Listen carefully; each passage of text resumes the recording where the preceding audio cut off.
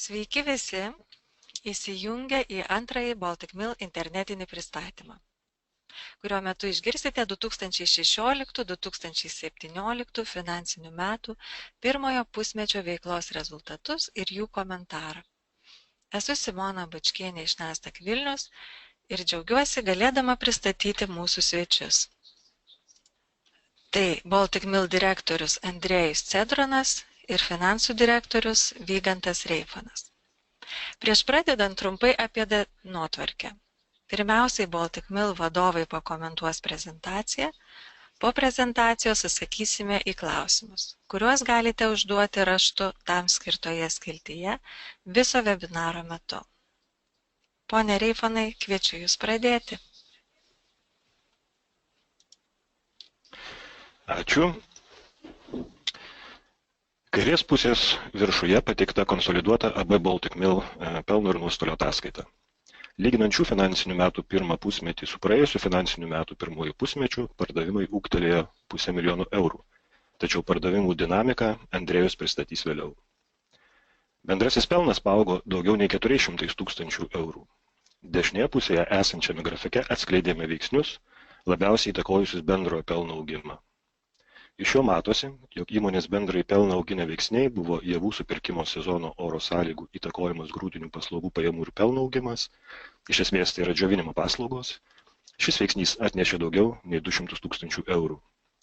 Bei kontribucijos maržos ūgtelėjimas atnešęs daugiau nei 300 000 eurų bendrojo pelno. Pastarąjį veiksnį įtakojo grupės gebėjimas užsitikrinti žaliavas palankesnėmis kainomis. Neigiamai bendrai pelną įtakojo šiek tiek sumažėjusios grūdų prekybos apimtys. Čia priminsiu, jo grupė nelaiko šios verslo rūšies prioritetinė veikla. Bendrai pelną taip pat įtakojo parduoto produkcijos kiekio sumažėjimas, kuris, matuojant tonomis, nors ir sudarė beveik 4%, tačiau įtakos bendrajam pelnui prasme sumažėjimas sudaro tik 30 000 eurų.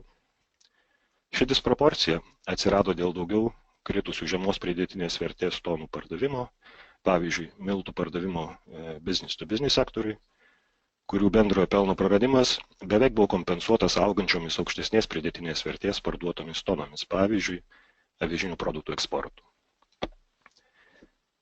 Gamybos kaštų prasme reguliarios gamybos išlaidos pakilo apie 90 000 eurų ir šį kilimą lėmė peržiūrėto darbo užmokesčio įtaka, iš esmės atspindinti darbo rinkos trendus. Pardavimų ir administracinės išlaidos taip pat ūgtelėjusios. Iš dalies jos įtakojamos ūgtelėjusių tantijemų dukterinių įmonių valdybų nariams, susijusių su pasiektais praėjusio finansinio laikotarpio rezultatais. Taip pat dėl išaugusios prestižo amortizacijos praėjusių finansinių metų antrame pusmetyje įsigijus inžinerinių sprendimų bendrovę GT Innovation, bei dėl su strategiškai auginamu eksportu susijusiomis transportavimo išlaidomis. Nors, kaip vėliau pamatysime, grynoji grupės skola mažėja, tačiau dėl svertinių finansavimosi kaštų struktūros pasikeitimo, o konkrečiai dėl nuo 2015 metų lapkričio išleistų obligacijų, kurios pastarąjį finansinį pusmetį įtakojo 6 mėnesiais, o palyginamai tik 2, grynosios skolos kritimo įtaka finansinėse sąnaudose nėra tokia žymė. Na, o paskutinėje eilutėje matome, kad grupės pelnas ir EBITDA nuosekliai auga dėl veiksmų, kuriuos atliekame įgyvendindami užsibrėžtas strateginės kryptys. Apie jas plačiau papasakos Andrėjus. Dėkuoju, Vygantai.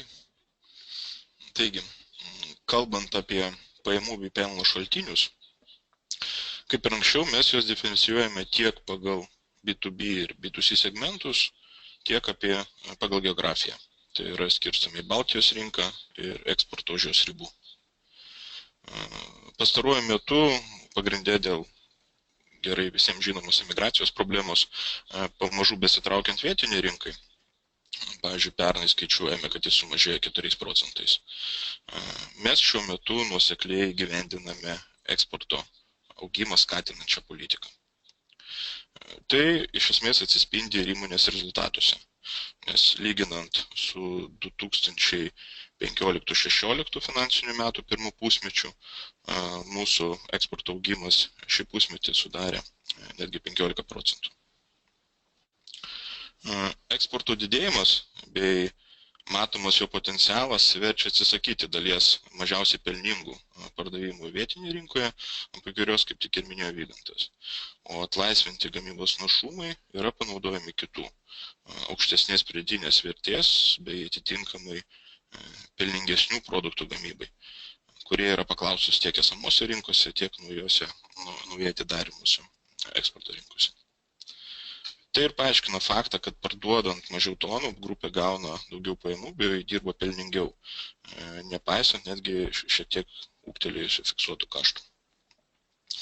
Vietinėje rinkoje ir toliau pagrindinių tikslų išlieka savo pozicijų išsaugojimas su tradiciniais produktais, o visą augimą generuojam iš eksporto bei naujų produktų įvedimo.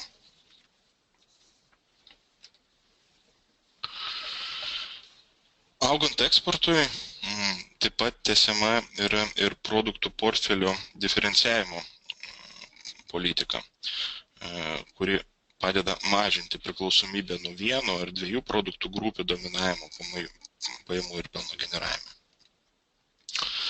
Bendras eksporto padidėjimas sudaro beveik 20 000 tonų per pusmetį ir lyginant praeitus finansinius ir pastarosius finansinius metus, pirmusius jų pusmečius, eksportas pagrinde auga kvietinių miltų, jų mišinių bei įvairių drybsnių sąskaita, iš esmės premiinių produktų sąskaita. Bei, kas mus džiugina, mažėja priklausomybė nuo makaronų ir pigesnių produktų, tokių kaip sėlenų pardavimų. Tokiu būdu yra užtikrinamas rizikos valdymas, esant sezoniniams svyravimams globaliuose grūdinių produktų rinkose, kai nuosmukė viename ar kitame segmente iš esmės mažiau paliečia bendrus grupės pardavimo rezultatus.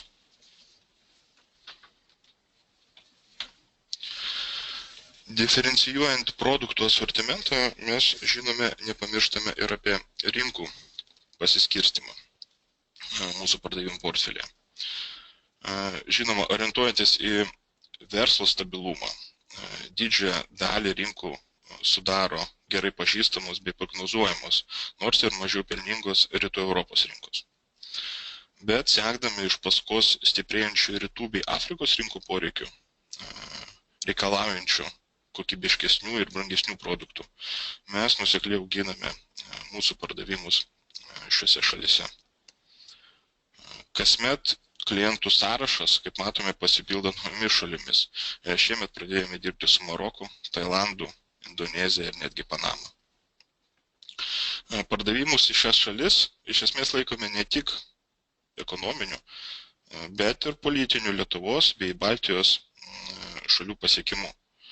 Nes mūsų produkcijos dėka mes iš esmės garsinam savo regioną kaip švaraus, natūralaus ir kokybiško maisto augintoją. Draugišką tiek gamtai, tiek žmogui. Ir galiausiai, kas papildomai padeda užtikrinti stabilias lyderio pozicijas namų rinkose bei akceleruoti aukštesnės pridėtinės vertės maisto produktų eksporto, tai yra žinoma naujų produktų vystymas. Esant ir tęsiant taip vadinamai cross-brandingo politikai grupės viduje, bei kūrė naujus skonius ir pakavimo sprendimus, per pastarąjį pusmetį rinkoms buvo pristatyta beveik 30 naujų prekių praktiškai visose pagrindinėse mūsų gaminamose kategorijose. Tai yra miltuose, jų mišiniuose, drybsniuose, košiuose bei makaronuose. Po gerai žinomais Baltijos mastų Malsenos, Herkulės bei Amber pasta prekiniais ženklais. Jau nekalbant apie privačias etiketės, kurias gaminame į eksporto rinkas. Tad orientuodamės į pirkėjų poreikį, sveikam maistui, naujienų pagrindą ir sudaro būtent tokie produktai. Su mažiau cukraus, daugiau skaudulinių medžiagų, ekologiški arba aplamai be jokių priedų produktai. Ateityje planuojame tęsti šią praktiką ir po einamojo pusmečio galėsime pasidžiaugti ir daugiau naujienų. Toliau perduodu žodį Vygantui. Ačiū. Andriau, Balanso atžvilgių didelių struktūrinių pokyčių nėra įvykę. Kaip galbūt geriau matosi iš skaidrės apatinėme dešiniajame kampe pateikto pagrindinių pinigų srautų komponento grafiko, per pusmetį uždirbta didesnė nei 3 milijonų EBITDA, kurios didžiausia dalis panaudota mažinant finansavimuose komponentus ir sumokant palūkanas. Iš viso šiuo būdu esame finansuotojams grąžinę apie 1,8 milijono eurų. Valdydami maržos rizikas dalį gautų pinigų esame nukreipę į grūdų atsargų užsitikrinimą. Jei praėjusių finansinių metų pabaigoje, tai yra birželio mėnesio pabaigoje, mūsų grūdų atsargos buvo pakankamos vidutiniškai 4 mėnesių veiklai, tai gruodžio 31 dieną jų užsitikrinome 5 mėnesių veiklai, tad esame pakankamai nejautrus galimom prieš sezoniniam grūdų kainų spekulacijų įtakoms. Ir toliau dirbame ties apyvartinio kapitalo optimizavimu. Per pusmetį, neskaitant grūdų užsipirkimo, iš apyvartinio kapitalo ištraukime dar apie 900 000 eurų. Likę pinigų srautų pokyčiai, tai akcininkui mokėtas įstatinio kapitalo likutis 423 000 eurų ir beveik tokio pačio dydžio investicijos į ilgalaikį materialų turtą apie 400 000 eurų. Mažėjant grynosios skolos apimčiai gerėja mūsų skolos ir EBITDA santykis, kuris per pusmetį nukrito nuo 4,62 iki 4,25, o skaičiuojant be grūdų atsargų nuo 3,4 iki 2,8. Čia verta paminėti, jog mūsų strategija yra turėti grūdų savikainos matomumą bent 2-3 mėnesiam, nes per šį laikotarpį sugebėtume pakeisti savo produkcijos kainodarą. Tad bet koks grūdų perteklius, o konkrečiai gruodžio 31 dienai sudaro apie 2 mėnesius arba apie 3,4 milijonų eurų, gali laisvai būti atimamas iš grynosios skolos. Taip skaičiuojant skolos ir EBITDA rodiklį, jis sudarytų apie 3,7, kas manome daugiausiai ir atspindi realią įmonės skolos būseną. Na, o apibendrindamas, norėčiau pasakyti, jog nuosekliai augindami EBITDA ir mažindami skolą, tampame vis labiau finansiškai stabilesnė įmonė. O tai mums leidžia ne tik lengviau atverti duris į naujas rinkas ar naujų produktų gamybą, bet ir galvoti apie tolimesnį kapitalo struktūros optimizavimą. Gerbiami vadovai, dėkoju Jums už pristatymą. Dabar, kaip ir žadėjome, laukiame klausimų. Juos galite rašyti mums skiltyje questions, kur matote savo kompiuterio ekrane. Taip pat norėčiau priminti, kad kitos atkarpos mokėjimo data bus 17 metų gegužės 3. Atkarpos norma yra 4,5%.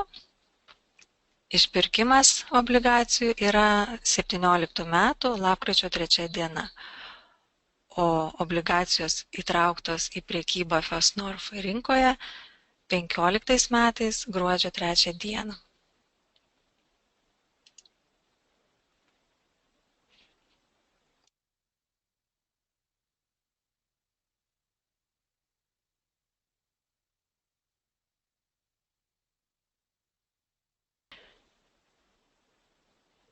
Taigi, gerbiami vadovai, dėkoju už Jūsų skirtą laiką. Atrodo, kad klausimų neturime. Prezentacija buvo labai išsami, aiški ir gera ir nekyla kol kas mums klausimų. Taigi, dėkoju ir Nasdaq Vilnius vardu visiems, kurie dalyvavo mūsų internetinėme susitikime. Ir kaip įprasta, pristatymo įrašą paskelbsime Nasdaq Baltic YouTube kanale, webinarų sąraše, o taip pat Baltic Mill interneto svetainėje, kurios adresas yra baltic-mill.com. Iki kitų susitikimų.